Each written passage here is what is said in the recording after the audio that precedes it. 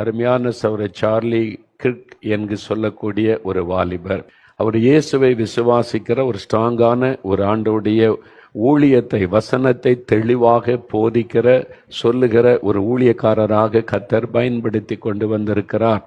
அவர் இயேசுதான் வழி, சத்தியம், ஜீவன் என்பதிலே உறுதியாக அவரை குறித்து பேசி இருக்கிறார். அது மாத்திரமல்ல, அவர் பாவத்தை கண்டித்து எதிராக பேசி இருக்கிறார்.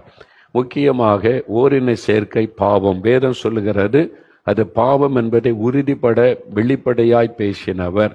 அது மாதிரி ஆணை ஆண் திருமணம் செய்வது, பெண்ணை பெண் திருமணம் செய்வதெல்லாம் வேதத்துக்கு புறம்பான, ஆண்டவருக்கு அருவருப்பான பாவம் என்று வேதத்தில் சொல்லப்பட்டதை தைரியமாய் பப்ளிக்காக பேசி இருக்கிறவர்.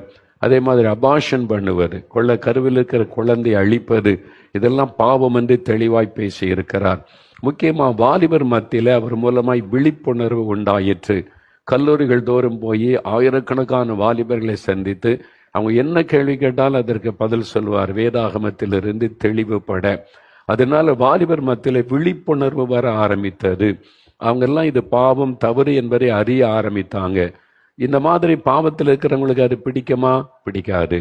இந்த கருக்கலைப்பு செய்வதை ஆதரிக்கிற கூட்டம் அமெரிக்காவில் இருக்கிறாங்க. அது மாதிரி ஓரினை சேர்க்கை ஆதரிக்கிற ஒரு கூட்டம் இருக்கிறாங்க.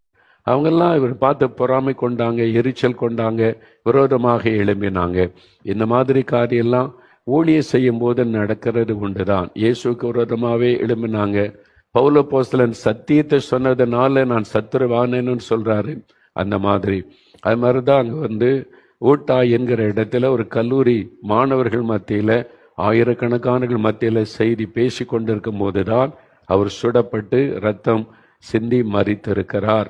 சத்தியத்தை சொன்னதுனால அவர் எல்லாத்தையும் பாலிஷ் பண்ணிட்டு எல்லாம் ஒண்ணுதான் அப்படின்னு போயிருந்தா யாரும் அவரை தொட்டிருக்க மாட்டாங்க, கொலை செய்திருக்க மாட்டார்கள். அதனுடைய விளைவு இப்ப அமெரிக்காவில் வாலிபர் மத்தியில் ஒரு எழுப்புதல், விழிப்புணர்வு ஆரம்பித்து வாலிபர்கள் திரளாக ஆண்டோர் பக்கமாய் திரும்பி ஆலயங்களுக்கு செல்ல ஆரம்பிச்சிருக்கிறாங்க.